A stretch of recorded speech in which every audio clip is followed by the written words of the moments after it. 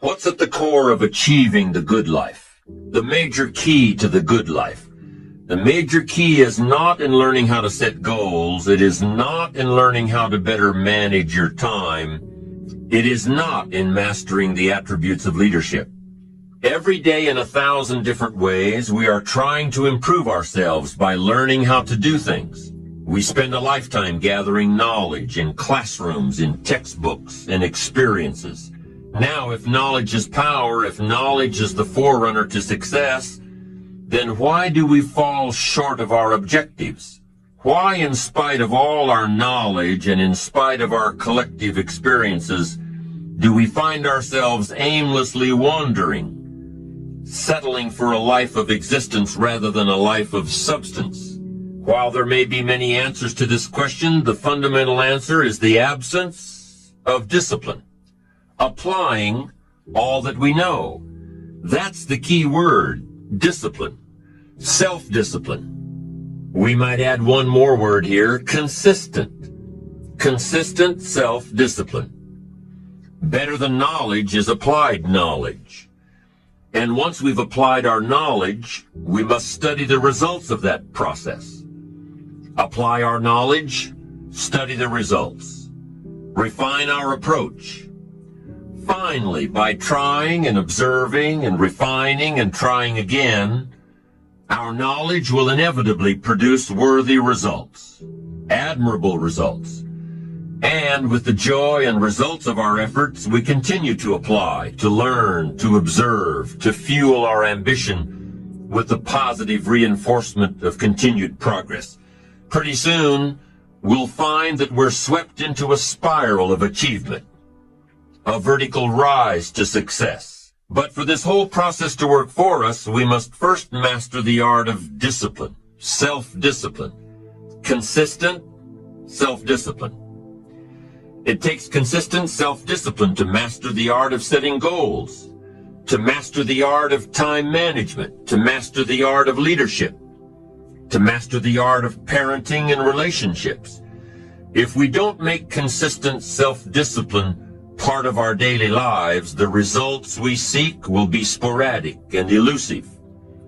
It takes a consistent effort to truly manage our valuable time, or we'll be consistently frustrated. It takes discipline to conquer the nagging voices in our minds, the fear of failure, the fear of success, the fear of poverty, the fear of a broken heart. It takes discipline to keep trying when that nagging voice within us brings up the possibility of failure. It takes discipline to admit our errors and recognize our limitations. The voice of the human ego speaks to all of us. Sometimes the voice of ego says that we should magnify our value beyond our results. It leads us to exaggerate, to not be totally honest. It takes discipline to be totally honest, both with ourselves and with others. Be certain of one thing: every exaggeration of the truth, once detected by others, destroys our credibility and makes all that we say and do suspect. As soon as a business colleague figures out that we tend to exaggerate, guess what? They'll always think we exaggerate, and they'll never quite hold us in the same regard again. Never. It takes discipline to change a habit, because habits are formed a little bit each day, every day, every day. Once habits are formed, they act like a giant cable. They act like a nearly unbreakable instinct that only long-term disciplined activity can change. We must unweave every strand of the cable of habits slowly and methodically, until the cable that once held us in bondage becomes nothing more than scattered strands of wire.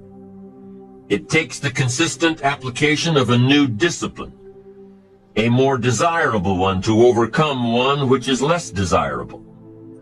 It takes discipline to plan. It takes discipline to execute our plan. It takes discipline to look with full objectivity at the results of our applied plan. And it takes discipline to change either our plan or our method of executing that plan if the results are poor. It takes discipline to be firm when the world throws opinions at our feet. It takes discipline to ponder the value of someone else's opinion when our pride and our arrogance leads us to believe that we are the only ones with the answers. Now, if discipline is the key word and if discipline is the key action, then what exactly is discipline? One good answer might be that discipline is a constant human awareness of the need for action and a conscious act by us to implement that action. If our awareness and our implementations occur at the same time, then we begin a valued sequence of disciplined activity. Now, here's the other side of discipline. If there's considerable time that passes between the moment of awareness and the time of our implementation, then that is called procrastination. Doing it tomorrow instead of today. Procrastination, an almost exact opposite of discipline. The voice within us says, get it done. Discipline then says, do it now. Do it to the best of your ability, today, tomorrow, and always, until finally the worthy deed becomes instinctive. Procrastination says later, tomorrow, whenever I get a chance. In every circumstance we face, we are constantly presented with these two choices. Do it now or do it later. Discipline and procrastination. A choice between a disciplined existence, bearing the fruit of achievement and contentment, or procrastination, the easy life for which the future will bear no fruit, only the bare branches of mediocrity. The rewards of a disciplined life are great, but they're often delayed until some time in the future. The rewards for the lack of discipline are immediate, but they are minor in comparison to the immeasurable rewards of consistent self-discipline. An immediate reward for lack of discipline is a fun day at the beach. A future reward of discipline is owning the beach. For most, we choose today's pleasure rather than tomorrow's fortune. So how can you get rid of the easy distractions? How can you keep your mind on what you're trying to do? How can you keep an attitude of doing it all and doing it now? How can you make the choice of discipline over procrastination? How can you stay focused on your ambitions? You can keep your focus on your work. You can get it done today instead of tomorrow. You've got to really work on your consistent self-discipline on a daily basis, or you'll find yourself distracted. Distracted by negative thoughts, distracted by negative people, and pretty soon, depending on the type of people you've associated with, distracted by your doubts within yourself. Never underestimate the power of influence and associations, and never underestimate the power of your own consistent self-discipline. Now let's take a closer look at discipline, at the 3 steps to becoming disciplined. First, true discipline is not the easiest option. Most people would rather sleep until 10 o'clock than get up at 6. It's easier to go to bed late, sleep late, show up late, leave early. It's easier not to read. It's easier to turn on the television than to open a book. It's easier to do just enough than to do it all. Waiting is always easier than acting. Trying is always easier than doing. Imagine what life would be like if we didn't have to make our bed in the morning, or keep our garage clean, or pay our taxes, or show up for work tomorrow. Wouldn't it be fascinating if we didn't have to do these things? Wouldn't it be fascinating? What do you suppose would become of us? You're right, not much. For whatever the reason, the system we live in and contribute to is designed to make the easiest things in life the most unprofitable. Profitable seems to be the most difficult. Our world is and always will be a constant battle between the life of ease and its momentary rewards and a life of discipline, and its far more significant rewards. Each has its own price, the price of discipline or the price of regret. We will pay one or the other. What we wish we had done is the voice of regret, speaking in a sorrowful tone at a time when there is no going back. This is regret. No second chance. No what would I do differently. Choose one or the other, but both will have their price, the price of discipline or the price of regret. One costs pennies, the other a fortune. The first lesson of discipline is that it isn't the easiest option. The second lesson of discipline is that it's a full-time activity. And we've said that the best form of discipline is consistent self-discipline. You see, the discipline that it takes to make your bed every day is the same discipline necessary for success in the world of business. The discipline to organize your garage is the same discipline to organize your business. All disciplines carry through to affect all parts of our lives. If we're disciplined in just one area and lazy in another, guess what? Pretty soon the lazy side will creep in and destroy the disciplined side.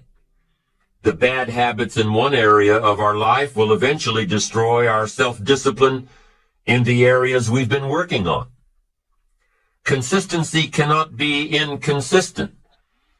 Discipline is the mind being trained to control our lives. Discipline is a set of standards which we've selected as a personal code of conduct. Discipline is imposing on ourselves the requirements for honoring these standards. Once we've adopted these standards of behavior and conduct, we're committed to honor them. And if we don't, then there can be no disciplined activity.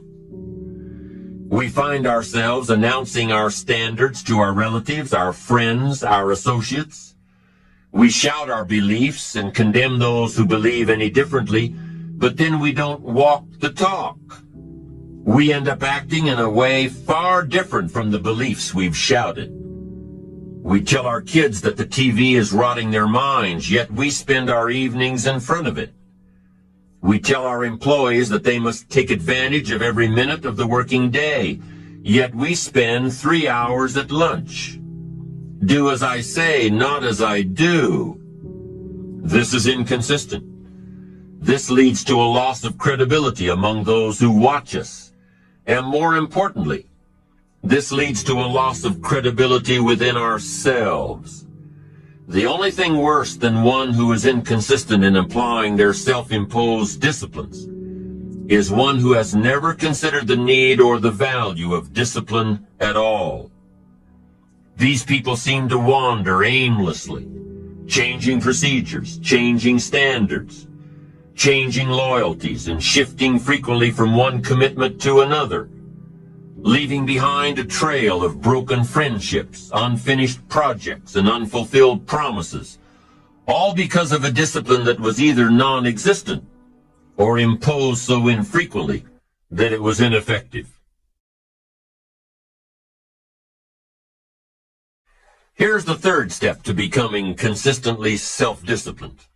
Number 1 is realizing that discipline isn't the easiest option. Number 2, discipline is a full-time activity, day by day, every day. And the third step to becoming self-disciplined is really a philosophy that holds one of life's unique promises.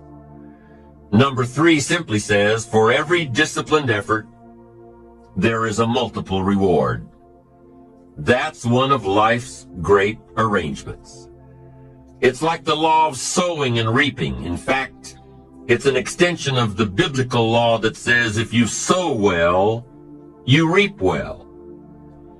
Now here's a unique part of the law of sowing and reaping. Not only does it suggest that we'll all reap what we've sown, it also suggests that we'll reap much more.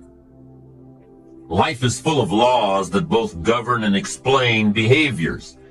But this may well be the major law we need to understand. For every disciplined effort, a multiple reward. For every disciplined effort, a multiple reward. What a concept. If you render unique service, your reward will be multiplied. If you're fair and honest and patient with others, your reward will be multiplied.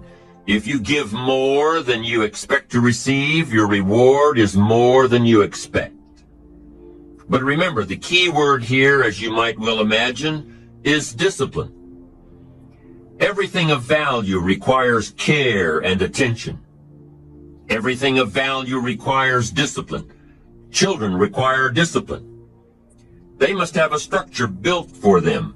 They must have boundaries to work within so they feel secure and comfortable to explore and grow. They must learn to recognize what's right and what's wrong, what's acceptable behavior, what's not acceptable. Children require unwavering discipline, consistent discipline, or they'll be confused as to how they're supposed to behave. Likewise, our thoughts require discipline. We must set up our inner boundaries, our codes of conduct, or our thoughts will be confused. And with confused thoughts, we'll end up being confused, hopelessly lost in the maze of life. And confused thoughts produce confused results. Look around you at this very moment in time. What might you be doing that needs attention? Perhaps you're on the brink of giving up, or starting over, or starting out. And the only missing ingredient to your incredible success story in the future is a new and self-imposed discipline that will make you stay longer and try harder and work more intensely than you ever thought you possibly could.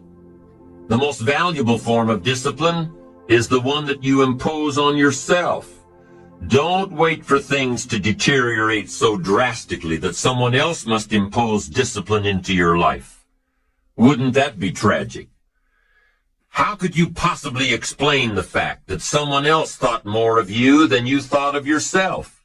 That they forced you to get up early and get out into the marketplace when you would have been content to let success go to someone else who cared more about themselves? Your life, my life, the life of each one of us is going to serve as either a warning or an example. A warning of the consequences of neglect, self-pity, lack of direction and ambition, or an example of talent put to use.